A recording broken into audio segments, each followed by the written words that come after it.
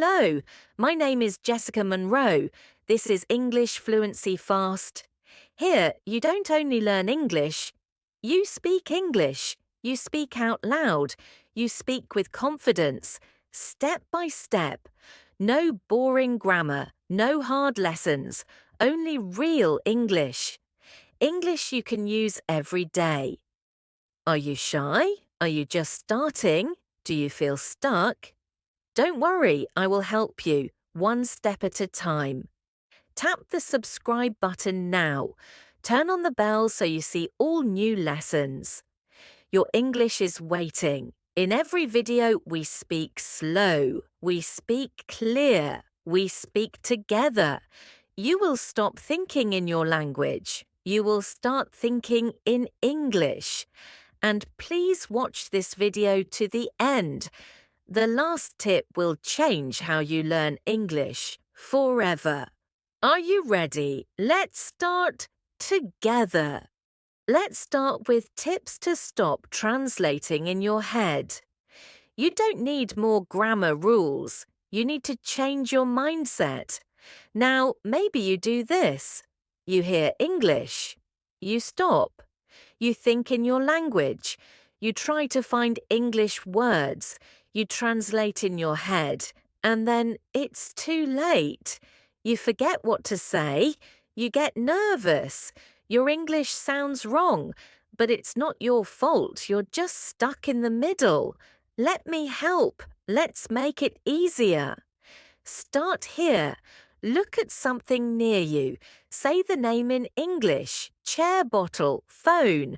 Don't think in your language. Just say the word in English. That's how babies learn, and it still works for adults too. Now try something else. Say what you're doing. Example, I'm brushing my teeth. I'm making coffee. I'm closing the door. You're not reading a book. You're living in English. That's true fluency. Next tip, shadow. Listen to someone speaking English from a video, podcast, or movie. Then say the same words. Try saying them the same way, same speed, same feeling. You learn the music of English, and that helps you speak better. Here's another important tip. Stop using subtitles in your own language. If you need subtitles, use English subtitles. This helps your eyes and ears work together. You start thinking in English. If you don't know a word in English, that's okay. Don't stop. Don't go to Google Translate. Just explain the word. For example, if you don't know umbrella, say, it's for rain. I use it when it rains. It keeps me dry. That's fluency. Not perfect English, real English. Now try this. Practice easy questions. How are you? I'm fine. A little tired, but happy. Where are you from? I'm from Brazil. I live in Canada now. Say these answers over and over, not for school, for your life. Also, stop learning just isolated words. Learn complete sentences. The word crazy is hard on its own, but in a sentence, it's easier. That movie was crazy. It was fun or exciting.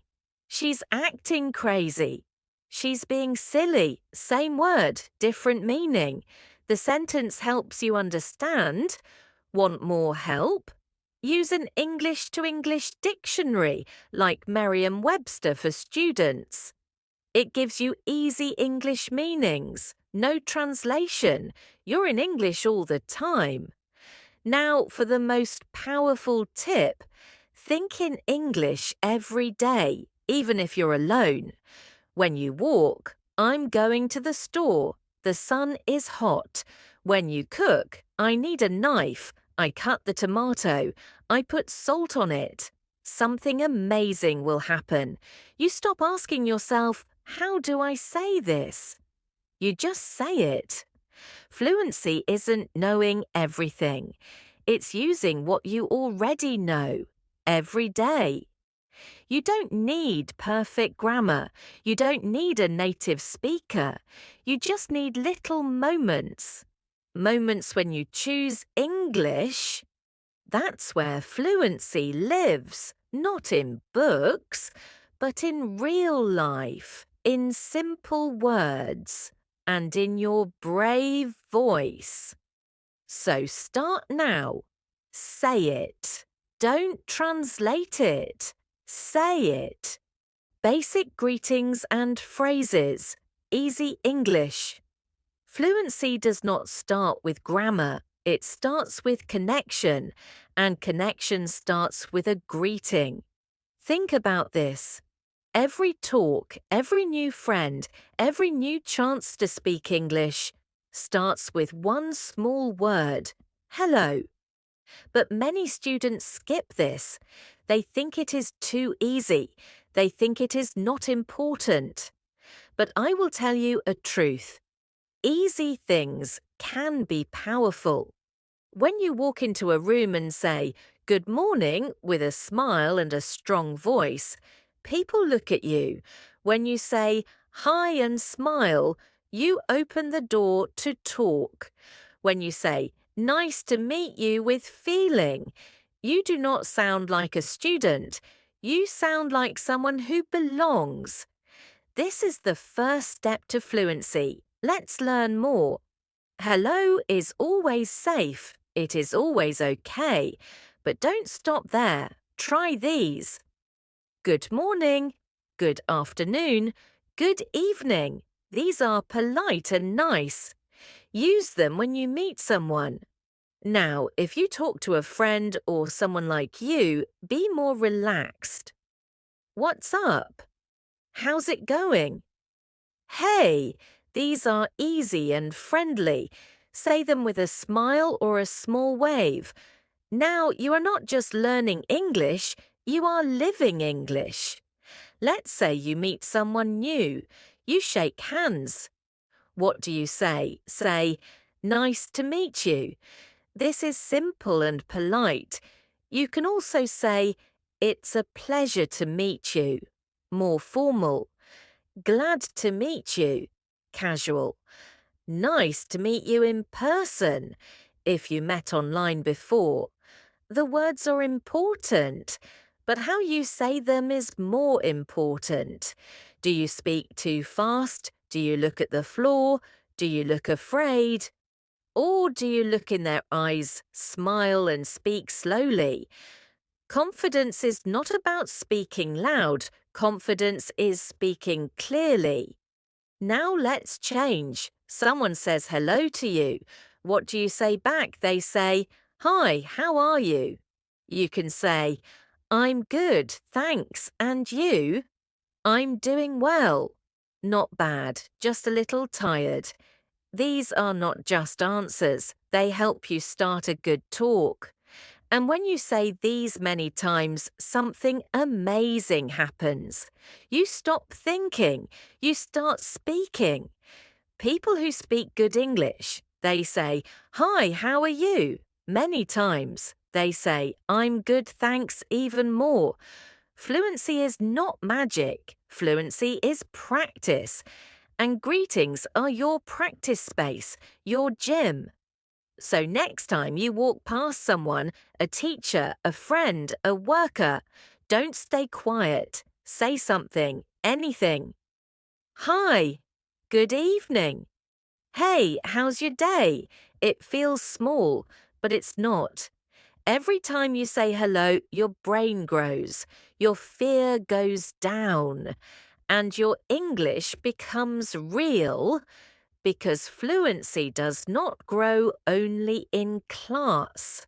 Fluency grows in small moments, and each moment begins with a greeting. Complaining in easy English. Let's be honest, sometimes you feel bad and want to talk. You don't need perfect grammar. You don't need big words. You just need to speak. You need to say how you feel. Life is not always good. Your English does not need to be perfect. "I'm starving." This means I am very hungry. Maybe you didn't eat lunch. Maybe it's 5 p.m. and your stomach makes noise. This is real English. People say it when they are very hungry. It's freezing in here. This means it is very cold here. You don't say the temperature is low. You feel cold and you say it fast and real. This is the power of complaining. You don't just speak, you show your feelings. That is the difference between studying English and using English. Now let's look more. I'm broke. This does not mean you are broken. It means you have no money. You say, I can't buy anything now. If you smile and say it in a fun way, people understand you better. My job sucks. This means you don't like your job. You can also say, my boss is driving me crazy. This is short, real, and has feeling. Words with no feeling are just noise. But if you add feeling, like anger or tiredness, people connect with you. The Wi-Fi is so slow today. This is not just a sentence. It is a problem that many people understand. You are not alone. You are human. Complaining is normal in every language. But many people learning English do not do it. They think it's bad. But here is the truth. Complaining shows feeling. And when you use feeling, your brain learns faster. Now try this. Next time you feel bad, say it in English. I'm tired. My back hurts. This food is too spicy. I'm bored. This show is bad. My neighbors are too loud. That smell is very bad. Say it out loud. Say it with your real voice. Don't use a book. Use your life. These are not just words. These are your voice, your truth. And the more you use your real voice, the better your English becomes. Here is a big secret. Fluency does not mean speak nice and perfect. Fluency means speak real and true. So when you say how you feel, without stopping, without thinking too much, you are not just learning English anymore, you are really living it. Asking and giving directions, simple English. Think about this. You are in a new city. You are walking. Your phone turns off. No GPS. You don't know where to go. You feel worried, right? Many people stop talking in this moment. Not because they don't have the words, but because they don't trust their English. They are scared to say the wrong thing. So they say nothing. They go the wrong way. They stay lost. But listen to this. Asking for directions is not just a skill. It is a big step. It shows you can speak. When you stop someone and say, "Excuse me, where is the bus station?" You are not just a student, you are a speaker. This is a big change. You don't need long sentences. You don't need perfect grammar. You need to be clear and brave. Use simple sentences like, where is, how do I get to, is place near here. These are not just school questions. These are real-life questions. They help you talk to people. They help you get help. Now imagine this. Someone asks you for help. You are not lost now. You are the one who helps. Say things like, turn left, go straight. It's next to the bank. It's across from the supermarket. These short phrases are very good. They are real. People use them every day. Here is a big tip. When you give directions, your brain makes pictures. This helps you learn fast. You don't just say words. You see the place in your mind? That helps your English grow. You don't need to know the whole city. Just say the next step. If someone asks and you only remember one thing, say it. Go straight. Then turn right. That's it. You helped. You spoke. You win. Good news, you can practice alone, walk outside, talk out loud. Say, the bakery is across from the school. My house is next to the park. Turn left at the red building. Use your own street to practice. Use your real life to learn. Every time you say directions, your English gets better, not with books, with movement. Here is the truth. Fluency is not about big, hard words. Fluency is when you can say, where is the bathroom?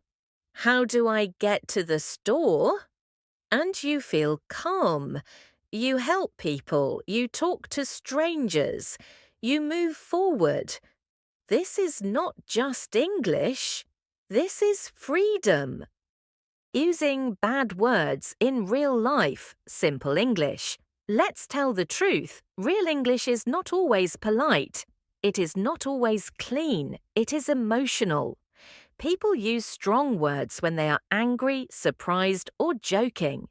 When you hurt your toe, you don't say, "Oh, I feel small pain." You say, "Damn." When someone gets in front of you in line, you say, "What the hell?" When your internet stops again, you say, "Ugh, this is bad." This is how real people speak. Not because bad words are cool, but because they show real feeling. Feelings help you remember words. Feelings make the words yours. But many English learners have this problem. They want to sound natural, but they are afraid to say bad words, afraid to sound rude. So they stay quiet. They smile when they want to shout. They say okay when they want to say this is bad. Let me tell you something important. You don't need to use many bad words, but you should understand them. You need to know how people speak when they feel strong things. If not, your English will feel cold, it will feel empty, and you will feel outside the group. Now, let's look at some small, strong words. Loser, a person who fails or never tries. Idiot, a person who does something very stupid. Coward, a person who is scared and does nothing.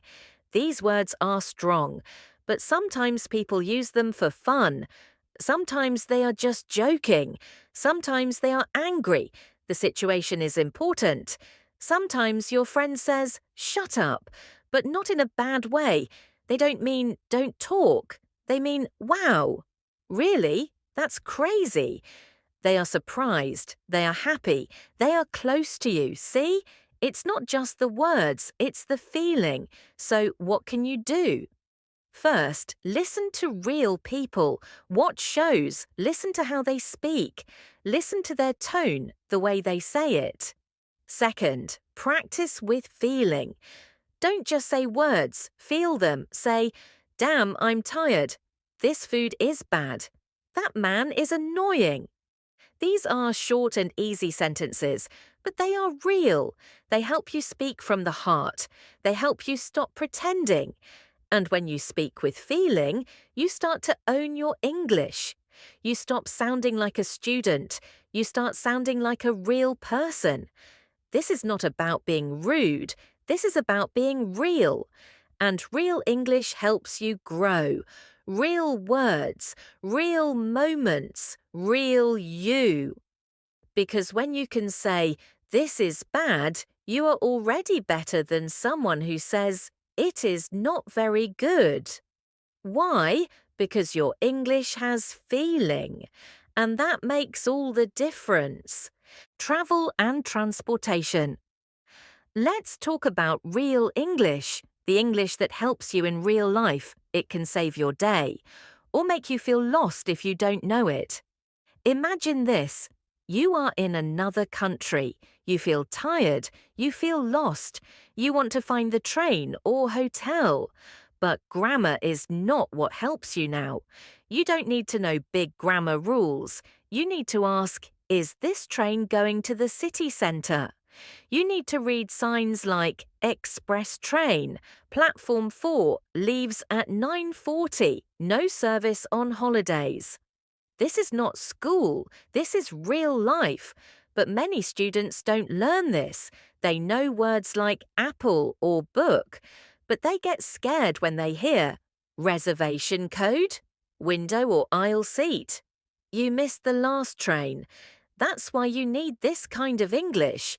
Now imagine, you arrive in New York. You feel very tired. You go to the train station. You look at the board. It says local, express, cancelled. You have 10 seconds to decide. If you panic, you miss the train. If you wait, you get on the wrong one. If you ask the wrong thing, you go to the wrong place. But if you stay calm and say, "Excuse me, is this the express train to Grand Central?" Or, "Where is the taxi?" Now you are not guessing. You know what to do. This is real English, and it helps you every time. Let's talk about hotels now. If you only say hello and thank you, it's not enough. But if you say, "Hi, I have a reservation. Can I check in early? Can I get a wake-up call at 6:30? Now you are in control. Room is cold. Say, "Can I have more blankets?" No toothpaste. Say, "Can you bring toothpaste to my room?" Want food? Say, "Is room service open?" These sentences are short, they are easy, but they help a lot. You get what you need, no stress, no fear. Now imagine you leave the hotel. You ask, "Where is the taxi?" The hotel says, "Take the east exit. Taxis are outside." If you don't know east exit, you walk the wrong way. You miss your taxi, you miss your meeting. But if you practice these words, you think, east exit, I understand. And everything is easy. Fluency is not a test. It is not a big score. It is this. You see a sign, you hear a voice, you understand it, and you know what to do. That is fluency. When you feel this freedom, you don't want to go back to boring lists. You want more real English. English you can use. English that moves you forward. Because this is not just English, this is your key to the world. Nostalgia, 90s pop culture, simple English. Close your eyes, let's go back in time. Back to a time with no smartphones, no social media. Life was slower. You sit on the floor, you hold a Game Boy. The screen is small, the buttons are hard, but you play. You want to win in Tetris or Pokemon Red. Your school bag has Lisa Frank stickers, bright colours, dolphins, unicorns, rainbows. You feel happy. After school, you watch TV. There is no streaming, no fast forward. You wait for Doug or Hey Arnold on Nickelodeon. You still remember the music. That was the 90s. Even now you feel happy when you hear those songs, or when someone says, "Backstreet's back, all right." That was not just music, it was your life. Boy bands were very popular, like NSYNC and Spice Girls. You had a favourite, you listened to their songs, you had posters, CDs. Maybe you knew their dance moves, and grunge music was different. Messy hair, ripped jeans, loud music. Kurt Cobain from Nirvana sang with feeling. The music spoke your feelings too. You didn't know then, but all of this shaped your world. The shows, the music, the games, they changed how you think and feel. Nostalgia means you remember something special from the past. It feels true. It feels real. So when someone says TGIF, you don't just hear "Thank God it's Friday." You think of fun Friday nights, Sabrina the Teenage Witch, Boy Meets World, Family Matters. The stories were easy, problems were small, you just enjoyed it. Do you remember Pogs, little round cards? You played with them at school. No one knew the rules, you just had fun. Or Tamagotchis, tiny pets in a toy. They made noise. You had to feed them and clean them. If you forgot, they died. You learned to care for something. All these things, bands, toys, shows, were like a secret language. Only 90s kids understand it. But here is something very true. These memories help you remember who you were. Before stress, before fear, before someone said, "You are too old to learn English." That happy child who danced alone in their room, that child is still inside you. When you feel that fun again, learning becomes easy. You speak more. You stop being afraid. You enjoy the moment. So, talk about the 90s in English. Say, "I played Pokemon."